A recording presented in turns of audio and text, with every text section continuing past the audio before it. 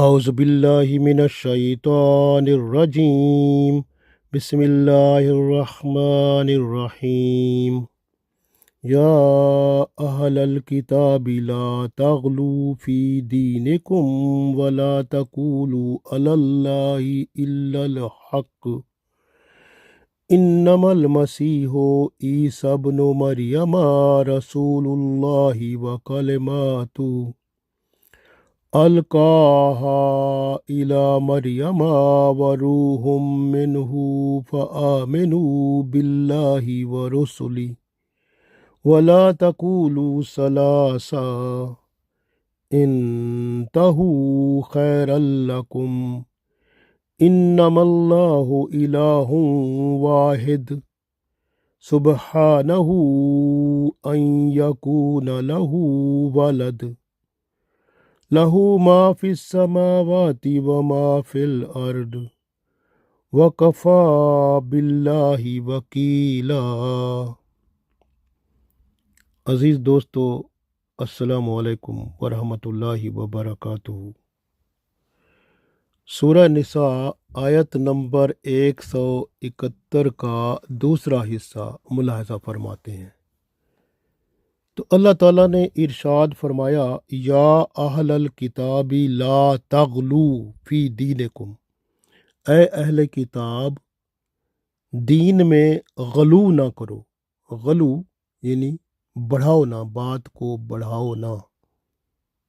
غلو کیا ہوتا ہے؟ جیسے رسول اللہ صلی اللہ علیہ وآلہ، میں آپ کو ایک تھوڑی سی مثال بیان کروں۔ ایک دفعہ رسول اللہ صلی اللہ علیہ وسلم نے ارشاد فرمایا کہ مونچھیں جو ہے گھٹاؤ اور داڑھی بڑھاؤ، لیکن آپ الٹا کر لیں، مونچھیں بڑھائیں اور داڑھی گھٹائیں، تو یہ غلو ہے۔ یعنی یہ آپ نے وہ کام جو کہ فرمایا گیا اس کے الٹا کر دیا۔ مونچھوں کو گھٹانے کا کام فرمایا تھا اور داڑھی بڑھانے کا کام تھا، آپ نے داڑھی گھٹا دی اور مونچھیں بڑھا دی، تو یہ غلو ہو گیا۔ غلو کا مطلب یہی ہے کہ جو حکم ہو اس کے خلاف آپ کرو، یا اس کو بڑھا دو، یا چھوٹے جس کو چھوٹا کہا گیا، مونچھوں کو چھوٹا کرو، آپ نے بڑا کر دیا۔ داڑھی کو فرمایا گیا کہ آپ داڑھی کو بڑھاؤ، آپ نے اس کو گھٹا دیا۔ جس طرح کہ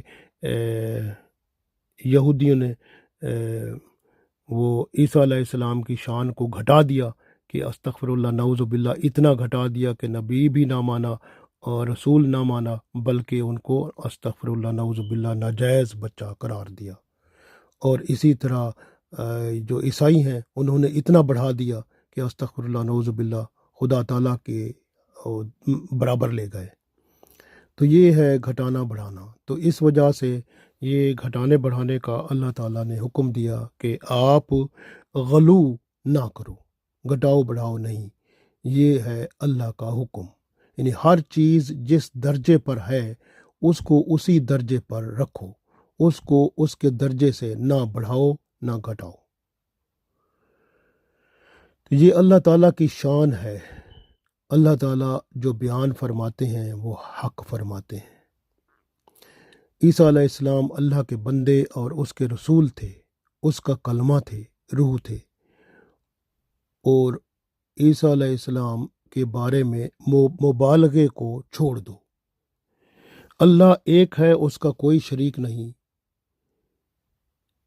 اس پر اپنے ایمان کو قائم کر لو، جس طرح کہ وہ اللہ تعالیٰ نے تورات میں بھی لکھا تھا اور انجیل میں بھی لکھا، قرآن پاک میں بھی، کہ اللہ ایک ہے، اس کا کوئی شریک نہیں۔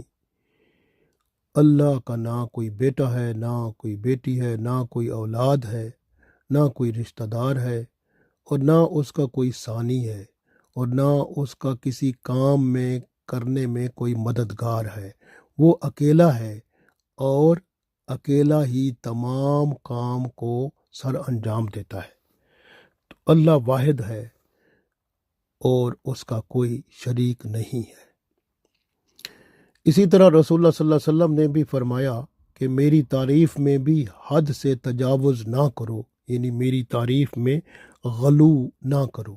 جس طرح نصارہ نے عیسیٰ علیہ السلام کے بارے میں غلو کیا، حد سے تجاوز کیا ان کی تعریف میں، تو اللہ کے رسول صلی اللہ علیہ وسلم نے فرمایا بس تم یہ کہو عبداللہ و رسول ہی، میں اللہ کا بندہ اور اس کا رسول ہوں۔ یہ صحیح بخاری میں حدیث موجود ہے، حضرت عمر رضی اللہ تعالیٰ عنہ اس کے راوی ہیں۔ اسی طرح ایک حدیث حضرت عبداللہ بن عباس رضی اللہ تعالیٰ عنہ سے بھی روایت ہے کہ رسول اللہ صلی اللہ علیہ وسلم نے فرمایا، یہ نسائی میں موجود ہے، کہ دین میں غلو سے بچو، کیونکہ پہلی امتیں دین میں غلو کرنے سے تباہ ہوئیں۔ تو اللہ کا دین جو ہوتا ہے نا، وہ کوتاہی کرنے والے اور غلو کرنے والے کے درمیان ہے۔ اس لیے بعض لوگ ہوتے ہیں نا کہ اپنے پیروں کو، اپنے مرشد پیر صاحب کو استغفر اللہ نعوذ باللہ اللہ کے برابر تک لے جاتے ہیں، استغفر اللہ نعوذ باللہ، وہ شرک کرتے ہیں۔ اسی طرح بعض ہوتے ہیں کہ وہ رسول اللہ صلی اللہ علیہ وسلم کی شان تک وہ لے جاتے ہیں۔ تو اس طرح سے یعنی کہ یہ جو غلو جو ہوتا ہے، یہ بندے کو اسلام کی شریعت کی جو حد ہے اس سے باہر کر دیتا ہے۔ اس لیے اپنے آپ کو غلو سے بچاؤ۔ یہ ہمارے لیے قرآن پاک میں اس لیے فرمایا گیا، ہمارے لیے بھی حکم ہے کہ ہم جس درجے پر جس بات کو رکھا گیا ہے یا جس کا جو درجہ دیا گیا ہے اس درجے پر اس کو رکھو اور اپنی طرف سے غلو نہ کرو۔ آپ دیکھیں پوپ جو تھا، جان پال جو تھا، اس نے یہ جو عیسائیوں کی شریعت تھی اس کا خاتمہ کر دیا، ان کو کھلی چھٹی دے دی۔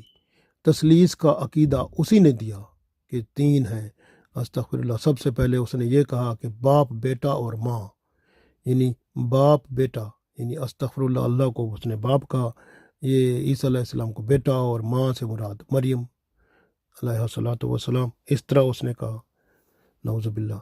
پھر بعد میں اس نے یہ ترمیم کر دی کہ جب لوگوں نے کہا ماں کا کیا اس میں اثر ہے، تو پھر اس نے ترمیم کی کہ باپ، بیٹا اور روح القدس، یہ تینوں مل کر وہ کہتے ہیں ایک خدا بنتے ہیں، استغفر اللہ نعوذ باللہ۔ تو دیکھیں کیسی یہ عجیب بات ہے، استغفر اللہ نعوذ باللہ۔ تو یہ لوگ ایسے ہیں، یعنی آپ غور کریں کہ اللہ کے بارے میں جب بندہ ایسی باتیں کرتا ہے تو اللہ تعالیٰ کی طرف سے وہ صاف ظاہر ہے کہ اللہ تعالیٰ ناراض ہی ہوتے ہیں نا۔ تو اس طرح سے اللہ کو ناراض کر کے آپ کیا کامیاب ہوں گے، جبکہ دین اسلام کی عمارت جو ہے وہ اللہ پر قائم ہے، اللہ ایک ہے۔ آمنت باللہ، سب سے پہلے ہم یہی کہتے ہیں، آمنت باللہ، اللہ پر ایمان۔ تو اللہ کون ہے؟ اللہ ہے، اشہد اللہ الہ الا اللہ وحدہ لا شریک لہ۔ پہلا کلمہ جب ہم پڑھتے ہیں مسلمان بندہ ہوتا ہے تو یہی کہتا ہے، اشہد اللہ الہ الا اللہ، میں اللہ پر ایمان رکھتا ہوں کہ اللہ کے سوا کوئی عبادت کے لائق نہیں، وحدہ لا شریک لہ، کہ اللہ تعالیٰ واحد ہے، لا شریک، اس کا کوئی شریک ہے ہی نہیں۔ تو اللہ کا کوئی شریک نہیں ہے، تو جب اللہ کا کوئی شریک نہیں ہے تو جب وہ شریک کوئی بنائے گا تو صاف ظاہر ہے کوئی ظلم ہی کرے گا نا۔ تو اس لیے جو ہے نا اللہ تعالیٰ نے یہ سب احسان فرمایا ہمیں، یہ ہمیں مکمل طور پر ارشاد فرما دیا۔ آپ غور کریں کہ دیکھیں اللہ تعالیٰ نے سورہ آل عمران کی آیت نمبر 45 میں ارشاد فرمایا،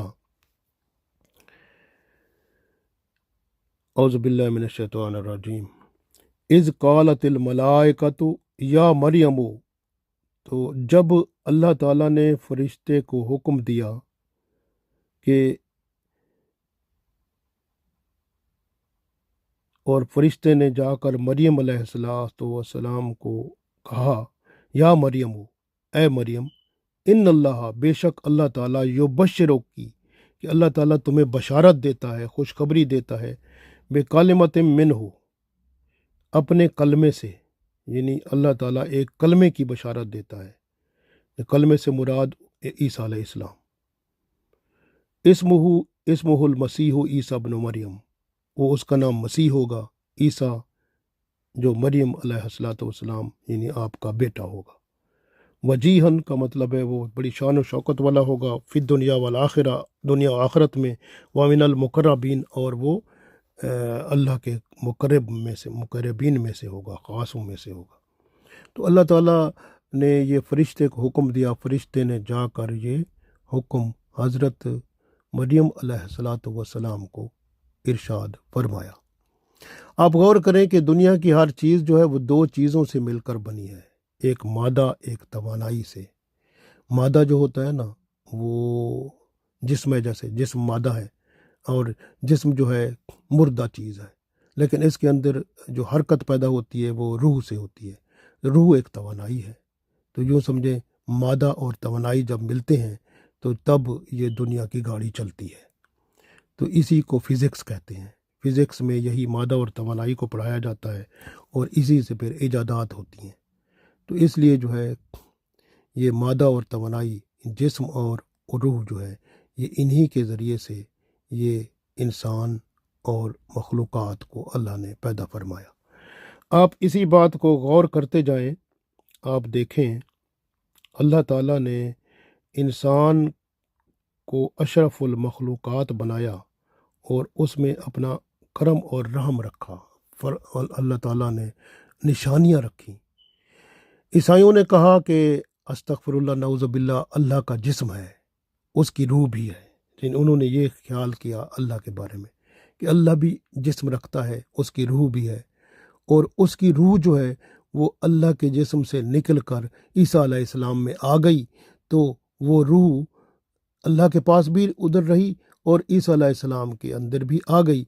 लिहाजा अल्लाह जो है वो, उनकी रूह ईसा अलैहिस्सलाम में आई तो ईसा अलैहिस्सलाम भी रूहुल्लाह हो गए, अल्लाह के अस्तगफिरुल्लाह नऊज़ुबिल्लाह अल्लाह से मुंसलिक हो गए, तो वो अल्लाह अस्तगफिरुल्लाह हो गए। तो ये उन्होंने कहा है कि वही रूह जो थी अल्लाह से निकल कर ईसा अलैहिस्सलाम में आई, तो ये अल्लाह और ईसा अलैहिस्सलाम ये एक ताल्लुक़ बनाया। फिर वो रूह जब्राइल अलैहिस्सलाम को कहते हैं, तो रूह वो भी रूह है, तो वो कहते हैं रूह जब्राइल अलैहिस्सलाम रूह है ना, रूह, और वो भी रूह है, रूहुल कुद्स है, तो वो रूह हो गया। और अल्लाह भी रूह, अल्लाह की रूह, वो फिर ईसा अलैहिस्सलाम में भी रूह आई, तो ये तीनों एक ही रूह वाले हैं। तो लिहाजा ये ट्रिनिटी हो गई, ये तीनों जो हैं ये हो गए जनाब अस्तगफिरुल्लाह अल्लाह हो गए, नऊज़ुबिल्लाह अस्तगफिरुल्लाह। इस तरह का ये इन्होंने अकीदा बनाया जो कि ये शिरक और अपनी मन घड़त है जो वो सेंट पॉल ने बनाया। तो इस तरह की हालत थी। तो आप गौर करें कि जो है ना, इवन आप देखें कि रसूलुल्लाह सल्लल्लाहु अलैहि वसल्लम के ज़माने में अनस बिन मालिक रज़ी अल्लाह ताला अन्हु हदीस में इरशाद फरमाते हैं, एक शख्स ने आप सल्लल्लाहु अलैहि वसल्लम को कहा कि ए मोहम्मद सल्लल्लाहु अलैहि वसल्लम, ए हमारे सरदार, ए हमारे सरदार के बेटे, ए हम में से बेहतरीन इंसान और हम में से बेहतरीन इंसान के बेटे।